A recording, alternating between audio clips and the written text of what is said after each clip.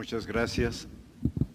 Gracias, maestra Delfina, por la invitación para esta conferencia en este contexto de los festejos del Día del Maestro. Muchas gracias a ustedes por estar aquí presentes y a quienes están siguiendo esta transmisión en línea. Estamos en el país ante un proyecto que se ha denominado Marco Curricular 2022. No lo tendría que decir, pero lo importante para mí serían dos cosas. Una consiste en analizar cuáles son los rasgos y retos que este proyecto nos está generando y particularmente traté de hacer la conferencia desde lo que yo llamaría los zapatos del maestro, o sea, desde el maestro, cómo lo puede ver. Y la otra que me preocupa y que quizá no conversé ahorita suficientemente con usted por lo rápido de nuestra charla, es, he estado en algunas escuelas normales y una pregunta que les hago a mano alzada a los compañeros que están en la conferencia, profesores y alumnos, les digo, levanten la mano los que ya leyeron el marco curricular. Me llamó mucho la atención en la última, donde nadie levantó la mano.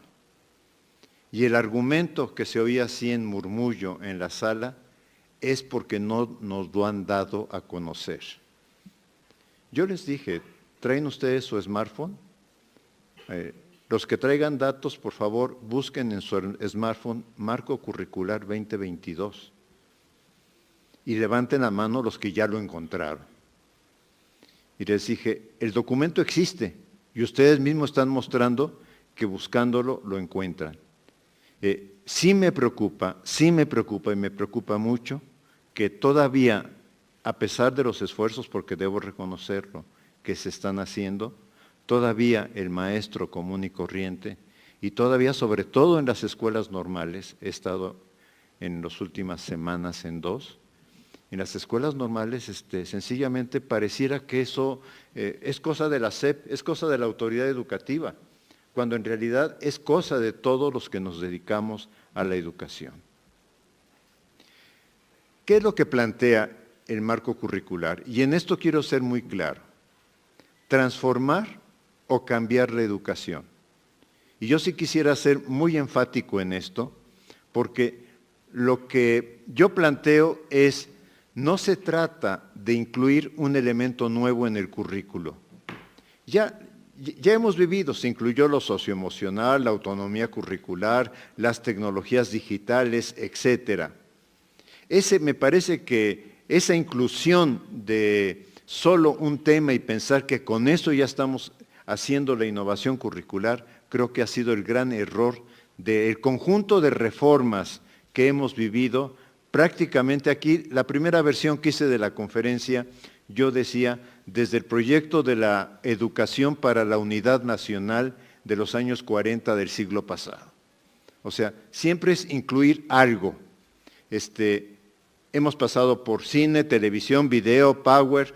Algunos colegas cuando reconstruyen un aula dicen, ya la puse totalmente moderna, porque ahora ya tiene conectividad a un cañón. Pues mientras la clase no siga siendo diferente, la verdad es que lo único que nos hace es reproducir lo que ya sabemos.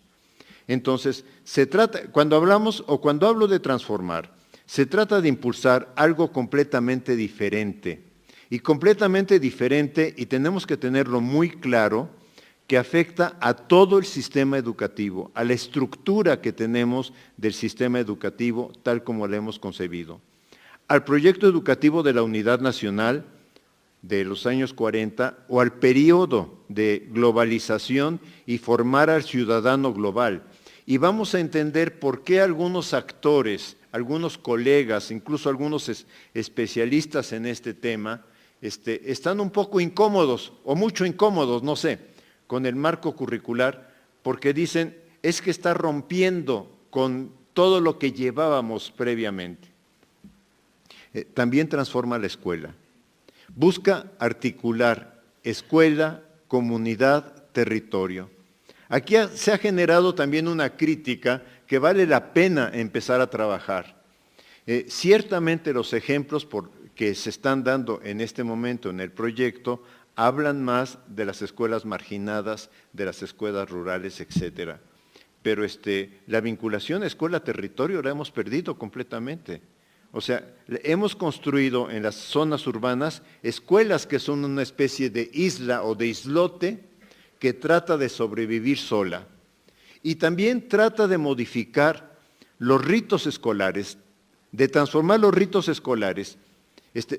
Nuestra escuela tiene miles de ritos y todos los sabemos perfectamente y todos los vivimos como alumno, que es, los alumnos están allá, los docentes están acá.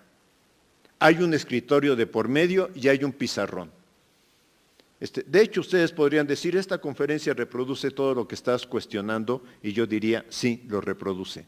Tenemos que empezar a aceptar nuestras contradicciones en todas estas comunicaciones. Se trata de transformar la estructura del salón de clases. O sea, la estructura de nuestro salón de clases es para una relación pedagógica vertical. Yo soy el maestro, yo sabe. Tú eres el alumno, tú vienes aquí a aprender. Y tienes que aprender lo que yo te enseño. No sé de cuántos profesores de matemáticas en secundaria yo podría recordar que uno les decía, es que yo encontré la respuesta correcta, y él le decía, pero no seguiste mi procedimiento. Y aquí de lo que se trata es de que también sigas mi procedimiento. O sea, como alumno no tienes derecho a descubrir. En algunas entrevistas que tuvimos algunos años en un experimento, en una investigación que hicimos sobre un uso de tecnologías en la UNAM, un profesor de física decía, si un alumno me levanta con su aparato electrónico y me dice, es que yo estoy encontrando esto, yo automáticamente le digo, oye, ¿no sabes que yo soy el profesor? ¿Que yo tengo que decir qué se lee y qué no se lee en esta materia? O sea, me parecía increíble el autoritarismo que la relación pedagógica esconde. Tenemos que modificar los pupitres de los alumnos. Tenemos pupitres en serie. Tenemos pupitres para que el alumno, en forma de auditorio, solamente vea la nuca de su compañero. No lo coloqué aquí, pero el otro día una compañera en la facultad, en un aula relativamente parecida a esta, porque es un aula que está tipo auditorio, sentó a los alumnos para que hicieran trabajo en grupo. Y unos se sentaban en las paletas y otros se sentaban en las sillas y se veían los grupitos trabajando. O sea, no estoy pidiendo, porque ahorita la señora secretaria me diría, y con razón, no hay dinero para cambiar todo el mobiliario.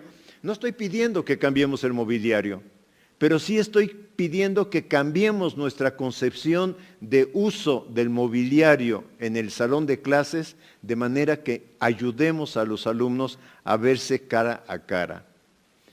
Por otra parte, y esta idea, la verdad, se me ocurrió esta semana, o sea, no es muy antiguo en mi cabeza, pero yo pienso que este proyecto curricular que se trata de transformar, en realidad su base está en lo que los técnicos llamamos currículo deliberativo. Pido una disculpa porque yo lo debía de haber dicho mucho antes, pero es un currículum deliberativo porque si bien corresponde a la autoridad educativa, en este caso a la SEP, proponer un proyecto y un esquema con un conjunto de elementos para llevarlo a cabo, ese proyecto solamente va a tener vida, va a tener significado, si los docentes lo enriquecen. Ojo, no estoy diciendo si los docentes lo aplican. Si los docentes comprenden ese proyecto, lo interpretan, lo adecuan a su realidad y los docentes nos atrevemos, siempre nos atrevemos, Lo que pasa es que nunca más bien lo reconocemos. Y los docentes nos atrevemos a experimentar permanentemente en la práctica, en una práctica reflexiva. Esto es, en una práctica que nos lleve a decir, por esta ruta estoy logrando A, B y C, pero no estoy logrando D y E. y entonces tengo que tratar de armar otra ruta. El profesor Murieux dice, y el profesor Murieux tiene un poquito, creo que es de mi edad, el profesor Murieux, que es didacta, dice, un docente nunca acaba de aprender. Un docente nunca acaba de tener la última estrategia de aprendizaje para trabajar con los alumnos. Y todos lo sabemos, todos lo sabemos. Todos los que vivimos docencia en la pandemia, vimos que teníamos que aprender otra forma de relación y de trabajo pedagógico con los alumnos. Todos los que estamos ahorita regresando al salón de clase, nuestros alumnos no son los que se fueron. Nuestros alumnos llegan con una construcción de una subjetividad completamente diferente. Y lo que trato de decir en la lámina, el diagramita que está aquí abajo del currículo deliberativo, que es como se concibe, sí, el currículo deliberativo parte de una orientación que hace la autoridad educativa y que de alguna manera tiene la obligación de hacerla de la manera más clara, con líneas muy puntuales y con algo que pueda ser interpretable. Pero solamente puede enriquecerse, e insisto en la palabra, a través de la práctica docente. De suerte que tanto directores como supervisores escolares, como directores de zona, como secretarios de educación estatales, como todos nosotros, tendremos que empezar a reaprender la cuestión curricular para ver cómo rearticulamos las experiencias docentes con el proyecto curricular. Cómo vamos, ya lo que no logré en esta imagen es decir que sea un círculo permanente. Que sea un círculo permanente y por eso en algunas conferencias he dicho, espero que el marco curricular nunca sea acabado. Nunca sea un marco acabado por una razón. Lo acabado es cerrado y este marco tiene que estar abierto hacia los procesos de ajuste, de cambio y de enriquecimiento que va demandando. Exige transformar el contenido escolar. O sea, probablemente lo que más nos cueste a los profesores, insisto, y probablemente también a quienes esperan cierto tipo de mediciones en el sistema educativo. Cuando a mí me dijeron que tenía que trabajar por objetivos de aprendizaje, cuando a mí me dijeron que tenía que trabajar por constructivismo, por competencias, por aprendizajes clave, lo que siempre hice, y yo creo que lo que siempre hacen mis compañeros docentes, es decir, ¿y cuál es el tema? Porque con el tema nos podemos organizar, desde el tema nos podemos organizar. Y lo que este plan de estudios está promoviendo es cuidado con un contenido rígido, adecuado a la lógica de las disciplinas, pero desconectado de la realidad. Y entonces le decimos al alumno, esto viene en el examen y lo tienes que aprender porque lo tienes que aprender. Maestro, ¿y para qué me sirve? Ya te darás cuenta más adelante. Más adelante verás para qué te sirve. Pero ahorita te sientas y lo memorizas a fuerza. En el fondo está cuestionando una escuela armada para construir el éxito de pocos y el fracaso de muchos. Esto me llevó a mí mucho tiempo, porque la verdad yo lo empecé a escribir desde 1982 y hará cosa de 5 años que descubrí el libro de Perrenot que habla de la construcción del éxito y del fracaso escolar. Construcción. O sea, nosotros, la escuela, nosotros los profesores, vamos siendo coadyuvantes para que un alumno tenga éxito, pero también para que otros alumnos, la mayoría, tengan fracaso.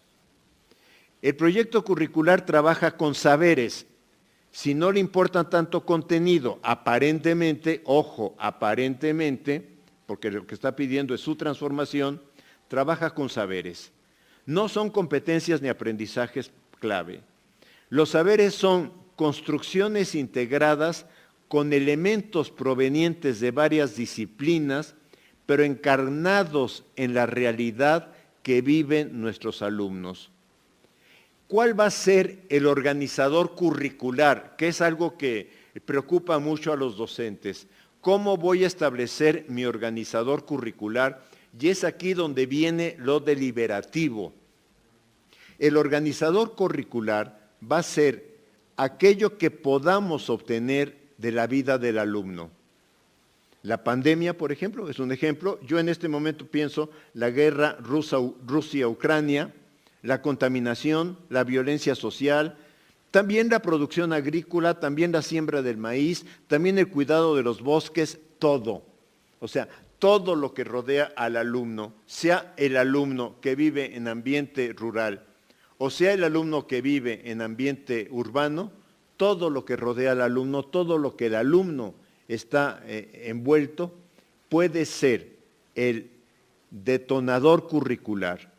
En este sentido yo pienso que el proyecto curricular traspola el concepto, palabra generadora, que muchos educadores nos llenamos la boca diciendo que lo hemos estudiado en Paulo Freire, pero que en realidad no lo llevamos a la práctica.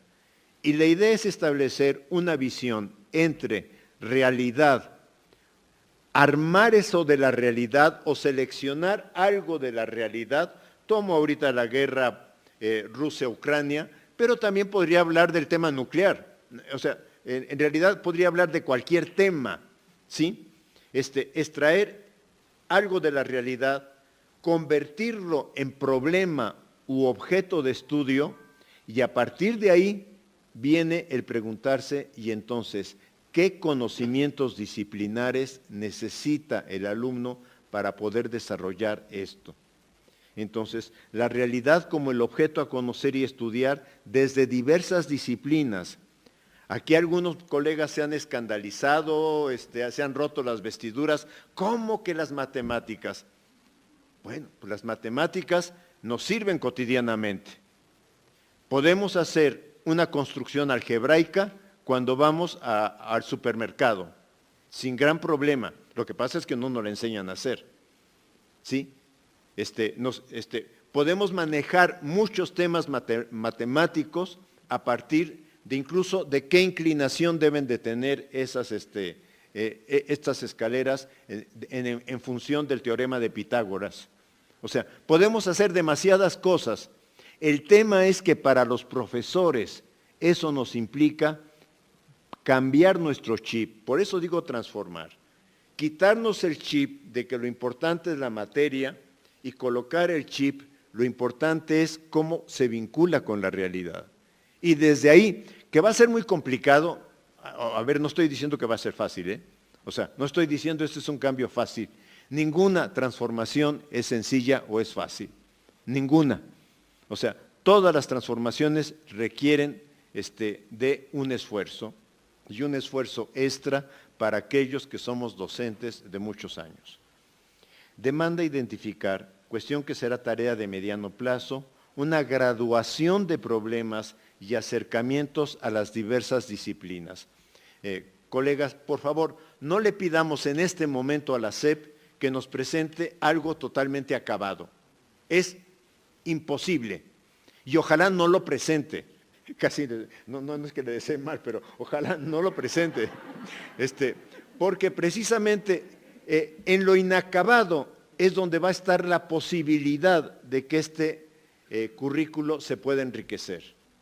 Pienso que sí tenemos que trabajar, y ahí me pongo del otro lugar, tenemos que trabajar en establecer algunos contenidos mínimos que tienen que encontrarse la forma que en estos problemas se trabaje. Pero quería llegar a esto, que es un poco más complicado. Transformar la práctica docente. Primero, este proyecto, y es el primer proyecto que yo conozco, que nace de reconocer que el docente es un profesional, insisto en esta palabra, no es un técnico, no somos aplicadores del currículo, ¿sí? Esto me parece muy importante. Es un profesional de la formación y del aprendizaje. Reconocer la profesionalidad de los docentes en México. No es lo mismo, Reconocer la profesionalidad significa que cada vez que nos enfrentamos a un problema distinto en el salón de clases, en ese momento tenemos que encontrar cómo lo resolvemos. O sea, yo como docente no puedo decirles, ¿saben qué? No tengo muy claro cómo voy a seguir con la conferencia. ¿Me esperan 10 minutos a que organice mis ideas? O sea, no puedo decirlo. Cuando sucede un evento, porque las clases fundamentalmente son sucesión de eventos entre personas, alumnos, pero es sucesión de eventos, cuando sucede un evento, porque yo veo que no están interesados, que están aburridos, que vienen muy exaltados de la actividad anterior, etcétera, yo tengo que reorganizar mi trabajo. Y ¿saben qué? Todos los docentes tenemos que reconocer que siempre, no en este marco curricular, siempre hemos tomado decisiones en el trabajo en el aula. Reconocer la formación que poseemos, ojo, porque no somos docentes nada más porque nos dieron un nombramiento, somos docentes porque poseemos una formación y porque además hemos acumulado experiencia a lo largo de nuestra vida, experiencia que nos permite tomar esas decisiones. A mí me gusta mucho a veces comparar con el médico cirujano. Cuando está en una cirugía de corazón, no puede hacer que ya tiene el corazón abierto y decir, déjenme ir a consultar el manual de anatomía porque no me acuerdo exactamente de esta parte del corazón cómo va. ¿Sí? O sea, puede ser que el problema que tiene enfrente le exija respuestas diferentes. Y sabemos, si hablamos con el círculo médico, sabemos que cada cirugía exige respuestas diferentes. ¿Por qué no lo reconocemos en nuestra profesión? ¿Por qué no reconocemos en nuestra profesión que cada clase que trabajamos, no dije impartimos, ojo, que cada clase que trabajamos nos obliga a resolver, a tomar decisiones diferentes? A mí en esto me gusta mucho un autor, Tardif, su libro Los saberes docentes, porque él establece 5 conocimientos del docente: los profesionales, los disciplinarios, los curriculares, los pedagógicos. No me voy a detener en ellos, pero es el único autor que habla que los docentes tenemos con saberes experienciales, saberes que nos provienen de la experiencia y que son estos saberes los que nos hacen poder vincularnos con los alumnos.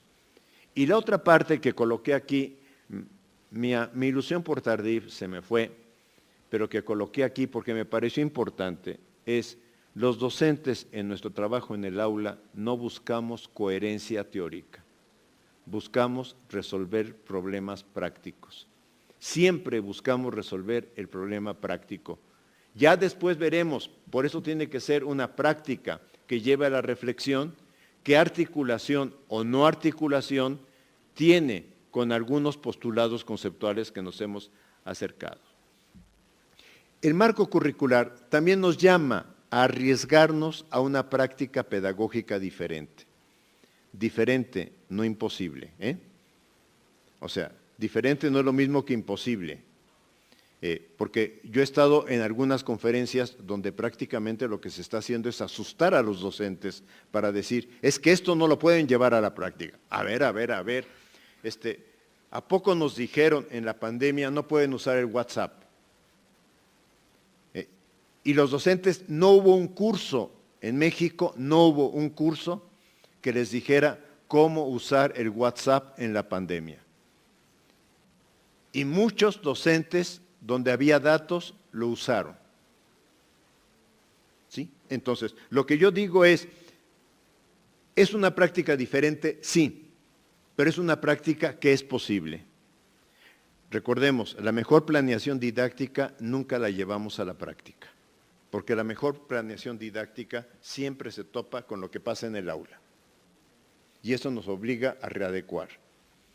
Los docentes siempre trabajamos en un margen de incertidumbre, cosa que no dije ahorita al principio, pero a mí sentarme aquí con la secretaria a mi lado, por supuesto que me da un cierto miedo de quedar mal.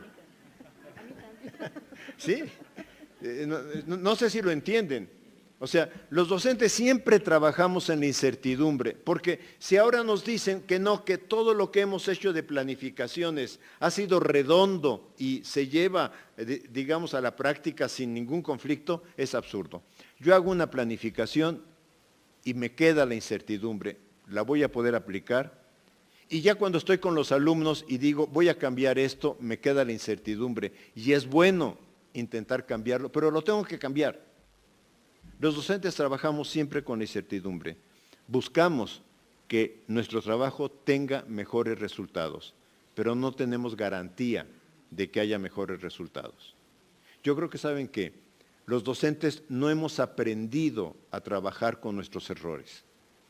Queremos que el alumno trabaje con sus errores, pero no hemos aprendido, no digo a decirle a los alumnos me equivoqué, ojo, no estoy diciendo eso. Pero cuando estoy diciendo, por ejemplo, crear círculos de estudio docentes, sí pienso que podríamos hablar ahí de los errores que de repente tenemos en nuestra práctica. Todos nos equivocamos, incluyéndome yo. Yo les digo a los estudiantes, empecé a dar didáctica en 1972. O sea, ya puede decirse que me la sé al derecho y al revés, lo cual no es cierto. Pero les digo, si ustedes piensan que soy perfecto, están equivocados. Yo también tomo decisiones que son erróneas cuando trabajo con ustedes. Y apoyarse en principios del debate didáctico contemporáneo. Pero no se queda solo en el docente, ¿eh? Esto implica también transformar al alumno. Y transformar al alumno no va a ser una tarea sencillita, porque el alumno ya aprendió, ya asumió un rol histórico. Él va a clase a escuchar y tomar apuntes, a estudiar solo lo que el profesor le indica y además a estudiarlo si le dice, oigan, esto viene en el examen, entonces sí lo estudio. Hacer ejercicios, llenar planas, llenar el libro de texto, solo porque el docente lo pide.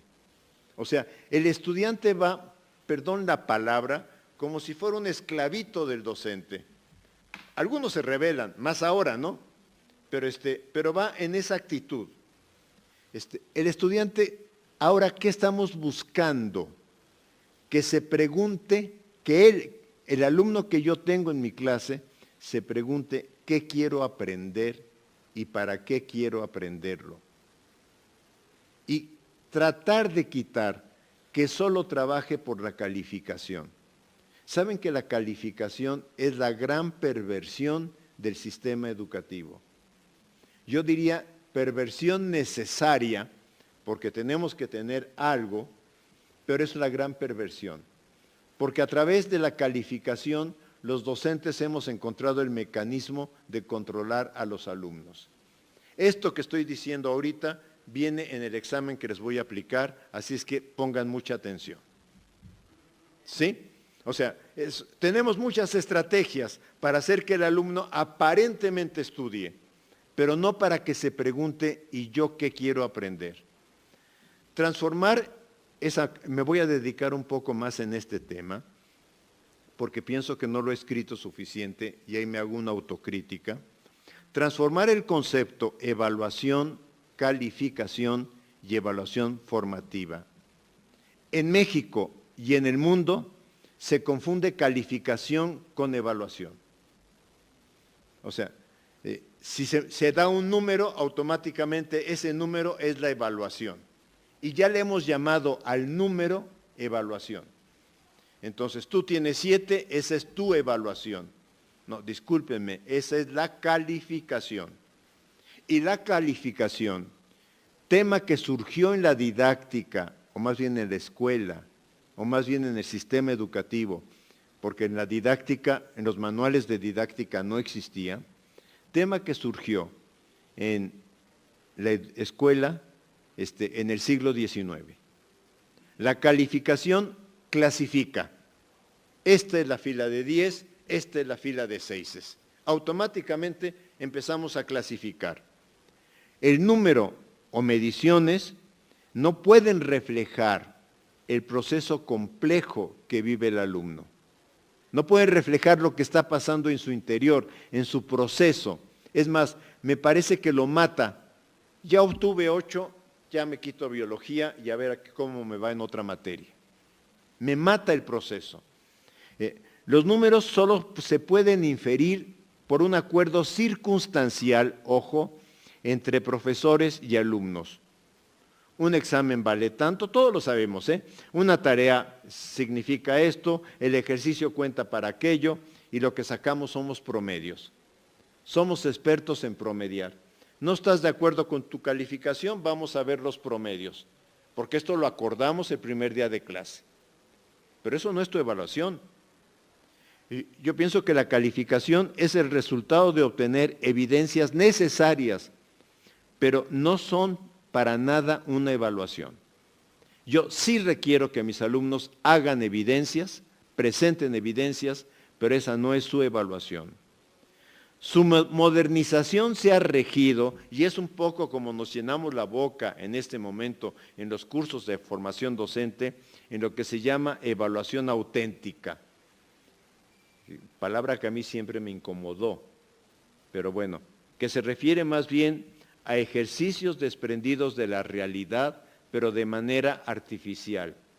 Martita va al mercado y en el mercado le encargaron 1 kilo de papa y la papa cuesta tanto, etcétera, y entonces algo artificial, no la realidad de cuando Martita va al mercado con su mamá. Es a lo que me refiero. O bien nos han dicho, es que hay que hacer portafolios, hay que hacer rúbricas, pero estos portafolios y rúbricas que podrían servir para la evaluación formativa, en realidad se quedan en poder determinar el número que usted me va a dar como profesor. O sea, me encierra en un número.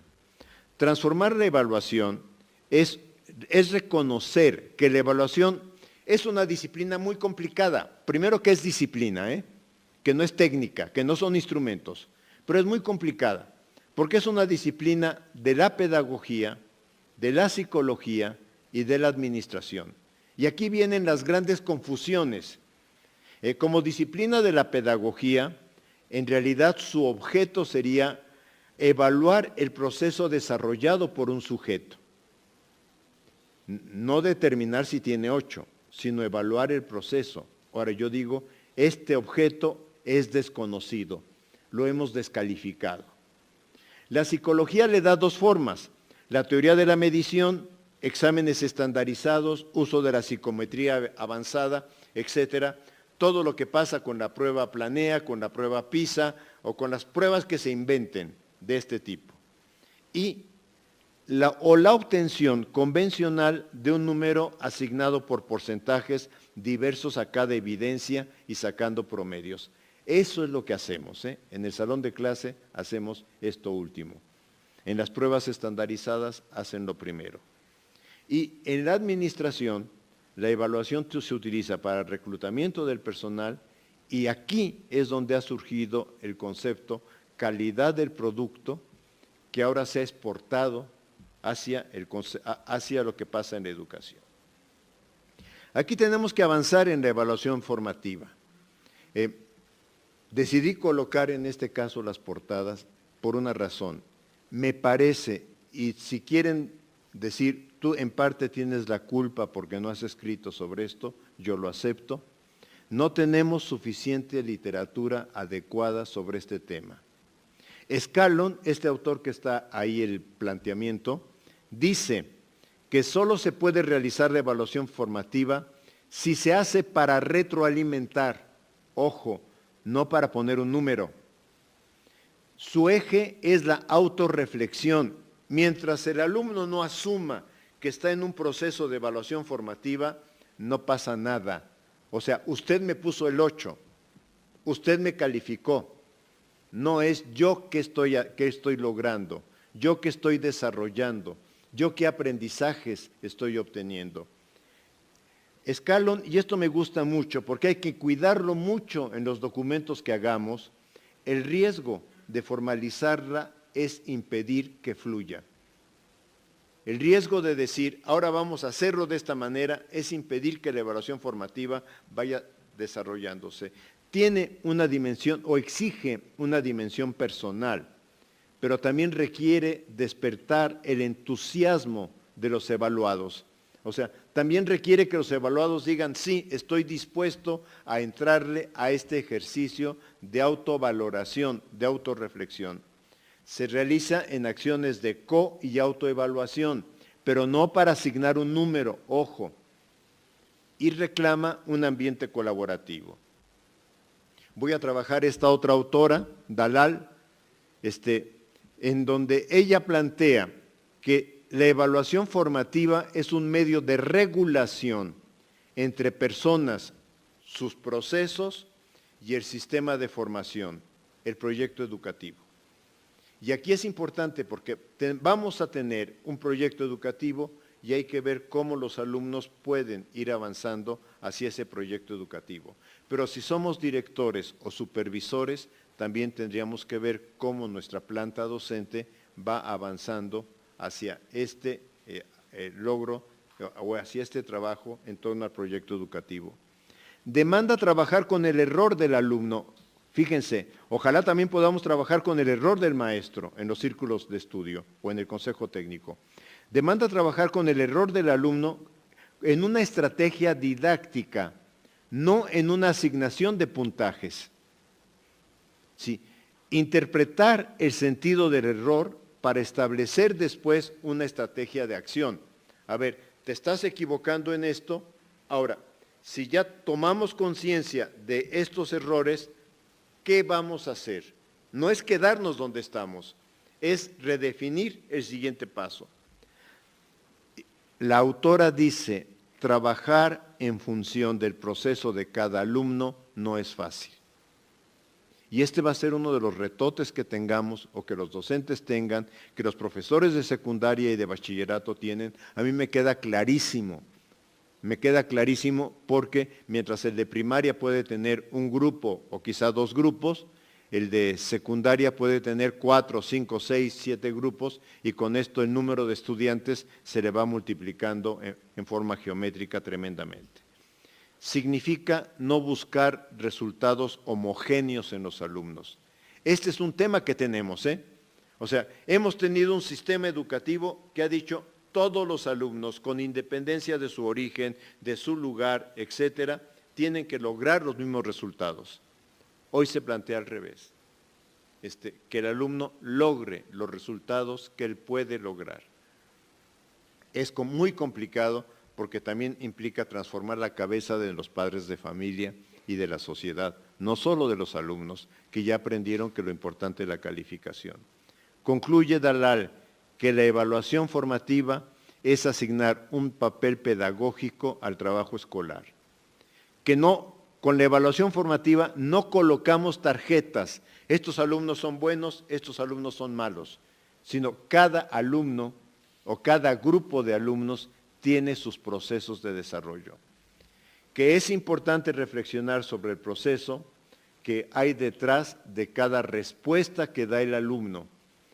Una colega que hizo una investigación sobre equilibración de la igualdad algebraica, no saben qué resultados tan interesantes obtuvo en su investigación, porque encontró que cuando la estrategia de resolución de un alumno es incorrecta, pero tiene una parte que le permite acercarse a la solución, dice, el estudiante no la abandona. Aunque se da cuenta que su respuesta es incorrecta, no abandona esa estrategia porque dice, es que esta parte por lo menos lo tengo bien. O sea, esta necesidad de que el alumno descubra que procesos que realiza pueden limitarlo porque no lo conducen al camino que lleva. El evaluador, dice Dalal, lucha contra todo, contra autoridades educativas nacionales y locales, contra la sociedad, las asociaciones civiles y padres más de familia, y más importante, lucha contra los mismos alumnos. Porque nuestros alumnos, la pregunta que nos hacen es, ¿pero qué me saqué? ¿Qué calificación me puso? Sí, no es, oiga, ¿y qué piensa usted del proceso de aprendizaje que he tenido? Estaba en el tema transformar la evaluación. Regreso a transformar padres de familia y sociedad. Otro gran problemón que está abriendo este marco curricular. Porque la relación escuela, comunidad, territorio involucra de otra manera a los padres de familia. Les exige ayudar a recabar problemas que se encuentran cuando el niño va al mercado, cuando el niño los acompaña al mercado. O en los medios de comunicación, cuando los medios de comunicación hablan de la guerra, o en lo que puede obtener de datos a través del WhatsApp. O sea, el padre de familia se va a convertir también en un agente colaborador de lo que pasa en el proceso de aprendizaje del alumno. Construye una noción diferente de aprendizaje, escolaridad, libro de texto, entendiendo que el libro de texto más importante es la realidad. O sea, el libro de texto, que es importante que los alumnos tengan, no lo voy a negar, el libro de texto, pero se va a convertir en un pretexto para el trabajo escolar. Porque puede haber otros libros de texto, otros textos escolares que van surgiendo de todo esto que la realidad va llevando adelante. Los padres de familia tendrán que involucrarse en ayudar a sus hijos a formular preguntas, o sea, a ayudar a los niños y a adolescentes a que digan por qué sucede, por qué acontece, por qué crece el maíz, por qué el maíz se vende de esta manera, por qué hay una amenaza de guerra nuclear, por qué este conflicto de Europa, etcétera. Formularse el por qué y no ayudarlo a que no se quede con la primera respuesta. O sea, el trabajo para los maestros va a ser grande, el trabajo para los alumnos va a ser grande, el trabajo para los padres de familia también. Y también necesitamos cambiar la percepción de lo que los padres de familia esperan de la escuela y aceptar otro medio de comunicación sobre lo que sus hijos hacen en la escuela que no se limite a la boleta de calificaciones. A ver, me da la boleta de calificaciones, ya sé, mi hijo tiene 8 y 9 o mi hijo tiene 6, lo voy a regañar y punto. No, que entre escuela y padres de familia se encuentre otra modalidad de comunicación. Transformar a la sociedad. Digo, no, el modelo, si ustedes me dicen es pretencioso, yo diría pretenciosísimo. O sea, cambiar las valoraciones que varios académicos hacen sobre el trabajo escolar. O sea, sí, tenemos que trabajar también con los colegas que están pensando que esto es una tontería. Trabajar con los actores sociales, comentaristas de medios de comunicación, asociaciones profesionales, para ayudarlos a que encuentren otra forma de valorar el trabajo de la escuela. De veras, cada vez que escucho una entrevista en radio, los pocos cabellos que tengo se me colocan así. Porque uno dice, es que no es posible que estén nada más buscando a quien dice, este modelo no va. O sea, ¿a poco en este país no hay quien diga, este modelo tiene esto, implica esto y significa estos retos? Es muy complicado cambiar la cabeza de estos actores por varias ideas, porque ellos suponen, y siempre se ha supuesto, todo el siglo XX se supuso que el resultado del trabajo escolar tiene que ser uniforme. El concepto de éxito escolar estuvo siempre sociológicamente asociado a decir todos los alumnos logran lo mismo. Todos los alumnos aprenden al mismo ritmo. Los que hemos estado con alumnos sabemos que no es cierto, sabemos que no es así, que no vamos a calificar el esfuerzo del alumno, me queda claro, pero sabemos que María, Pedro, Juan, etcétera, tienen procesos individuales de desarrollo, que lo que busca la escuela es hacer un trabajo colaborativo entre ellos para que se apoyen, pero que el proceso sigue siendo un desarrollo que tiene que ver con su historia personal, con su historia familiar, con sus capacidades personales, etcétera. Y Hacer que en la sociedad se piense que los números, calificaciones o resultados de un examen a gran escala no necesariamente hablan de lo que acontece en la escuela. Tendrán que incluso generar información para acompañar el trabajo escolar. A mí, como me gustaría que hoy los medios estuvieran dando más información sobre lo que significa una guerra entre Rusia y Ucrania. Porque entre más información dieran ellos, me refiero a información que tenga que ver más rasgos académicos, que tenga que ubicar más problemas históricos, incluso, ¿por qué no decirlo?, problemas matemáticos. ¿Cuánto está costando esta guerra y qué significa para la pobreza o para el incremento de la vida en varias regiones del país? También se pueden aprender matemáticas a través de esto. Eso es lo que quiero decir. Evidentemente química, física, etcétera, ¿no? El marco curricular, ya saliéndome de la idea de transformación, es un proyecto de transformación radical de un sistema educativo, es una utopía posible. Ojo con el concepto utopía, porque se está usando, es utópico como irreal. No, es una utopía porque es un bien posible y porque es mejorar la educación que tenemos en este momento. ¿Es un proyecto ambicioso? Sí, es un proyecto muy ambicioso.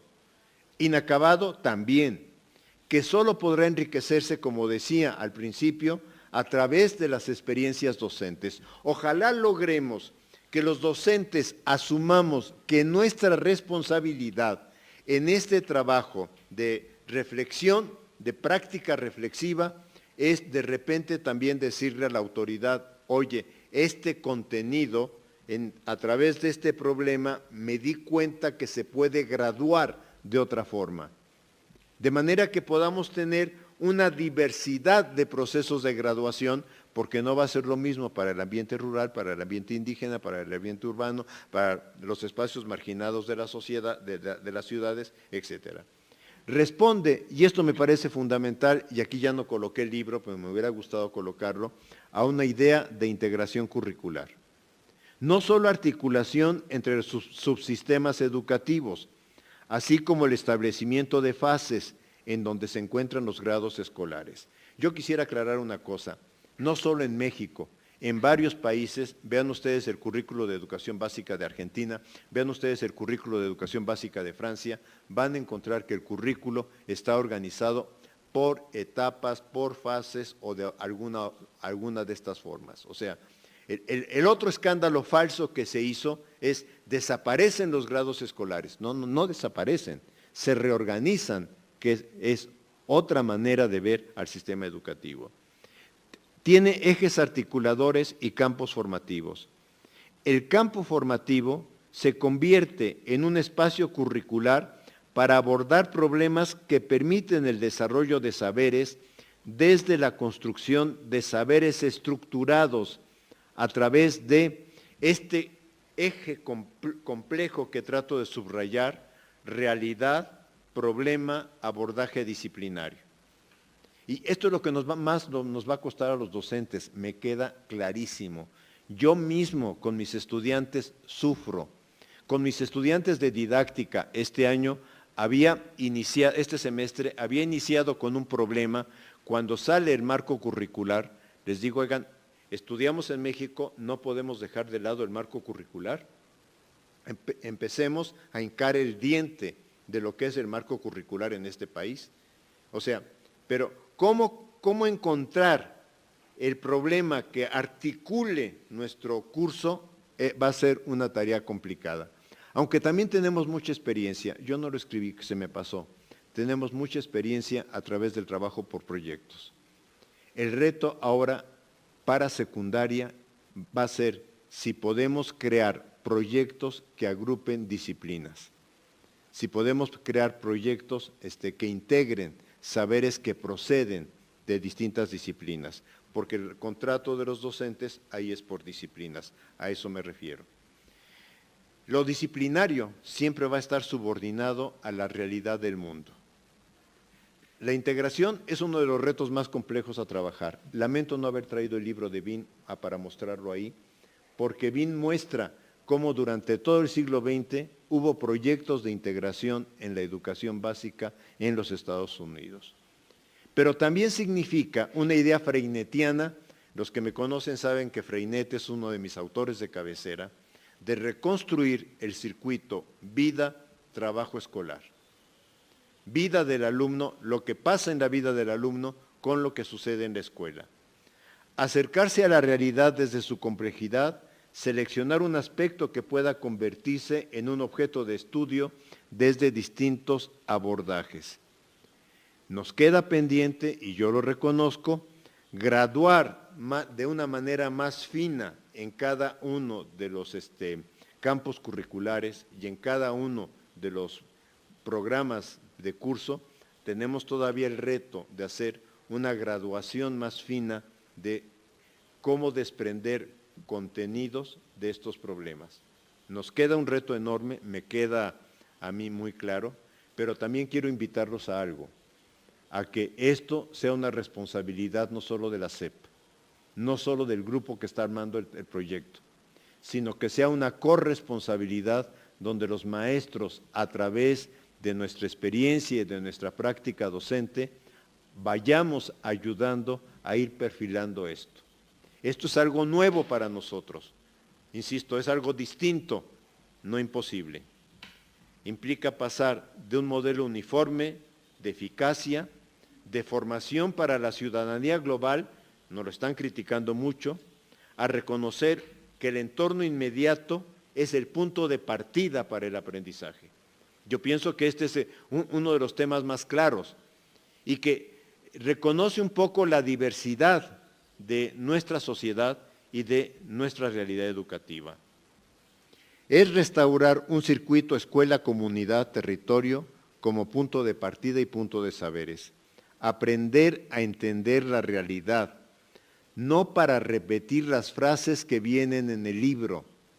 O sea, no se trata de que si los alumnos aprendan a recordar lo que viene en el capítulo 2. No se trata de eso, sino lo que viene en el capítulo 2 les ayude a entender lo que está pasando en su entorno. Analizar críticamente la realidad para leer el mundo. Buscar una síntesis incluso entre el saber del sentido común y el saber sistemático. Y esto lo tomo de Freire porque esta viene como otro punto de las críticas que en este momento se le hacen al marco. Es que ahora se quitan las disciplinas, desaparecen, se borran y ahora el saber popular es el saber que los alumnos van a aprender en la escuela. No, el marco curricular no dice eso. El marco curricular lo que busca es otra forma de leer la realidad, sí, de reconocer el saber común como punto de partida, pero no como punto de llegada, sino como punto de partida que respetamos para ir avanzando hacia un saber sistemático.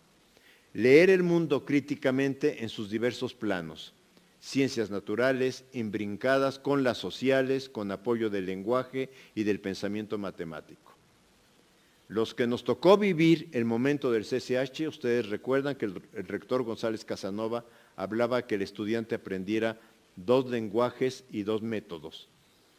2 lenguajes, español y matemáticas, y 2 métodos, histórico y el científico. O sea, lo que quiero plantear es, no es algo que por primera vez se aparece en el país, sí, es algo que por primera vez aparece para todo el sistema educativo. Y a mí me da mucho gusto que aparezca, es un gran reto. O sea, como que es una transformación que ya esperábamos. Implica reconstruir el currículo buscando graduación de saberes y problemas y que el docente acepte repensar lo pensado, repensar lo aprendido. Estoy parafraseando a Freire. Lo de repensar lo pensado es Freire, por eso lo coloqué entre comillas, pero yo digo repensar lo aprendido en la normal, lo aprendido en los saberes experienciales, lo aprendido en la lectura de nuestros libros, etc. El alumno tiene derecho a otra educación. los docentes estamos en condiciones de poderla proporcionar. Se dice que es muy ambicioso, que es poco tiempo para implantarlo, que no es una tarea fácil, que los docentes no estamos acostumbrados a trabajar a partir de problemas, sino de materias. A mí me preocupa si eso es lo que un alumno, primero digo, cuidado, cuidado. Todas estas afirmaciones descalifican al docente. O sea, es como si los médicos dijeran, no puedo hacer una cirugía de baja invasión porque me enseñaron a mí en la facultad a hacer una cirugía abierta. No, señor, pues ya las técnicas quirúrgicas van avanzando y usted va avanzando con esas técnicas. Yo pienso que hoy los docentes tenemos que decir a los que están cuestionando el modelo, oye, respeta nuestra profesión, respeta que sí podemos cambiar y que sí podemos hacerlo diferente. Por eso yo digo que descalifican la razón por la que elegimos dedicarnos a la docencia. Yo cuando estaba en la escuela normal, algo tenía claro, no quería ser como mis maestros, algo tenía claro, no quería ser como mis maestros. ¿Sí? No sé si lo he logrado, esa ya sería otra cuestión, pero los que estudiamos en las escuelas normales buscamos siempre cambiar la educación.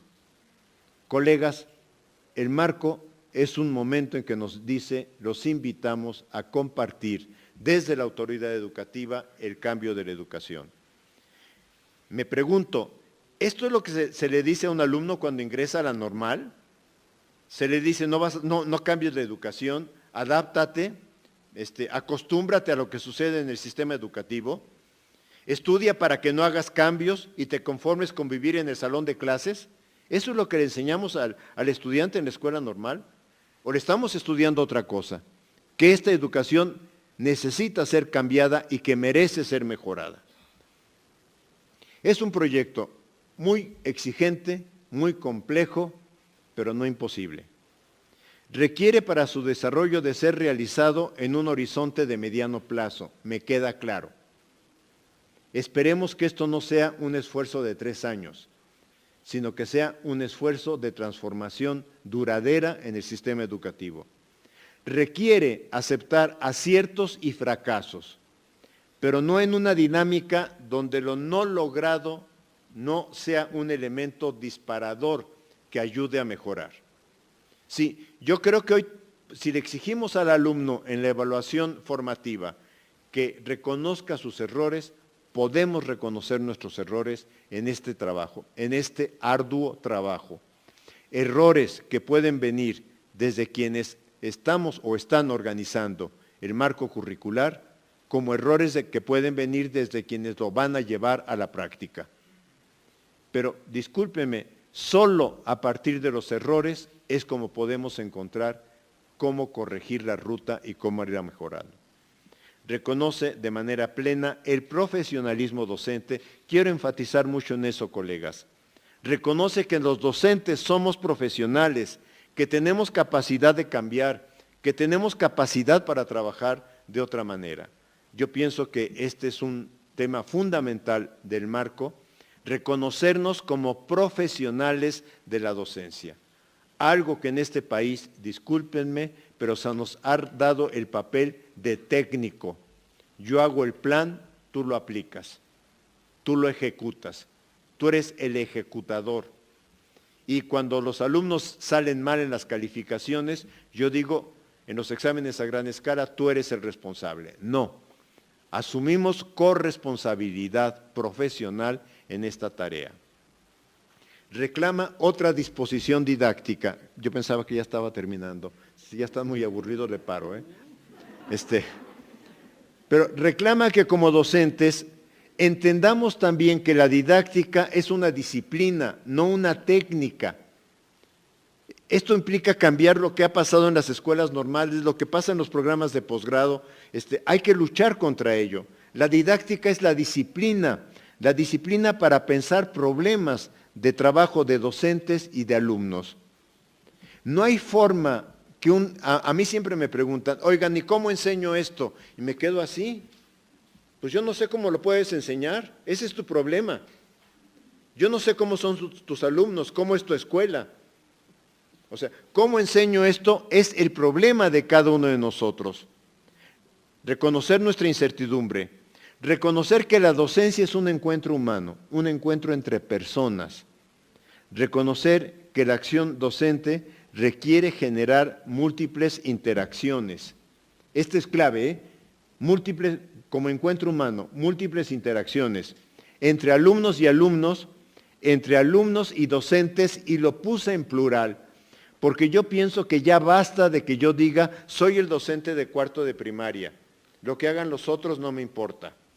O soy el docente de matemáticas en secundario bachillerato, lo que haga el de biología o el de español no me interesa.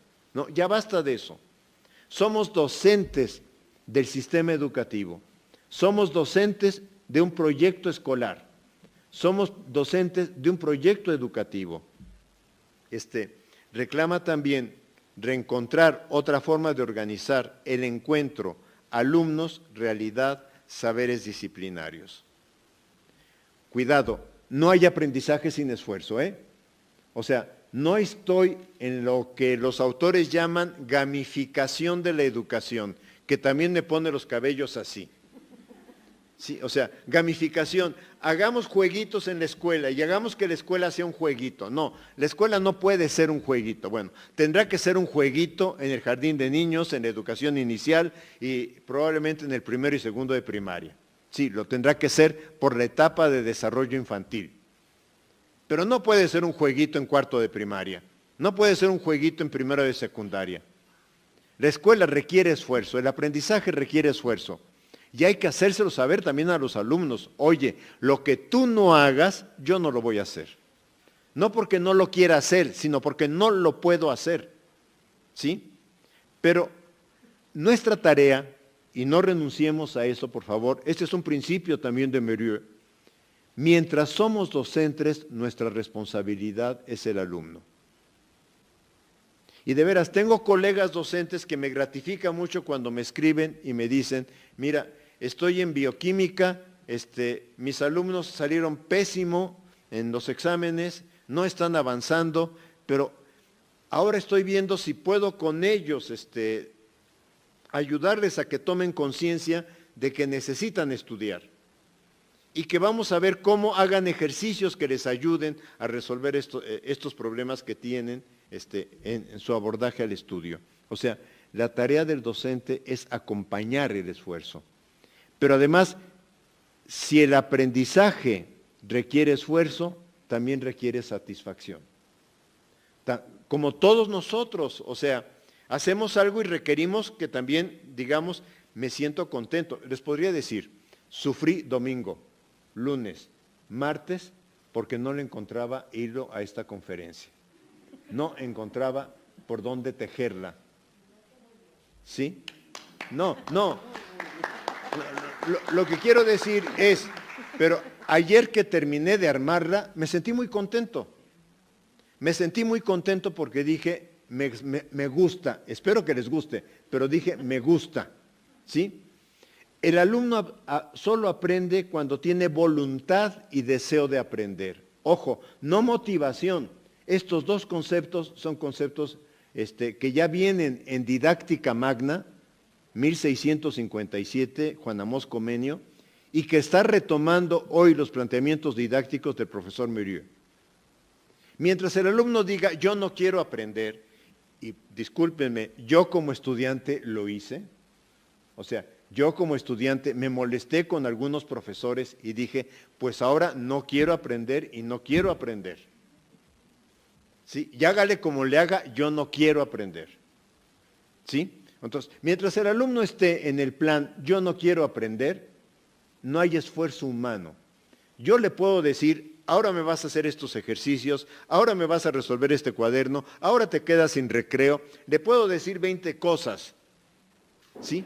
Pero va a hacer eso que le estoy pidiendo, pero va a ser porque es la tarea del maestro, no porque es lo que yo necesito para aprender. Entonces, ojo, el aprendizaje no se impone. Yo no me quise saltar esta parte didáctica, en parte porque soy didacta, pero en parte porque yo pienso que es una clave. Siento que esto le falta al marco curricular, bajarlo más didácticamente, pero es una clave en el trabajo. El alumno necesita construir su proyecto de aprendizaje. Esto también es fundamental.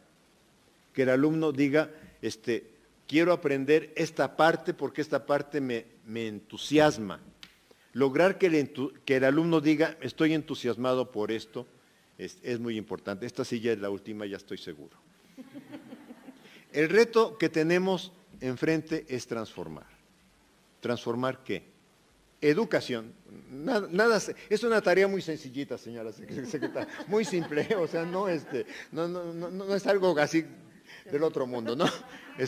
Transformar la educación, transformar al sistema educativo, transformar a las autoridades educativas. Ojo, tenemos aquí que hacer una transformación enorme con supervisores escolares, con direcciones generales, con directores de escuela, ¿sí? O sea, ese es un punto clave en esta transformación. Transformar a los docentes y transformar la formación inicial de los docentes, como me gustaría que me dijeran, y esta conferencia ahora en castigo la vas a dar en las normales. ¿Sí? Transformar la formación inicial de los docentes y transformar la formación continua. Ojo, no capacitación, ¿eh? No somos técnicos para que nos capaciten, no. Es formación inicial y que sea una formación inicial también de abajo arriba. Esto es, que sean los grupos docentes los que demanden, por favor, ahora apóyennos aquí. Transformar a los alumnos, lo traté de abordar. Transformar a los actores sociales en conjunto. Colegas, lo único que puedo decir para concluir, demos los primeros pasos en esta tarea que nos ha colocado, pero que realmente, por lo menos en mi caso, y creo que a varios de nosotros, nos ha despertado mucho entusiasmo porque hay que hacerlo. Gracias.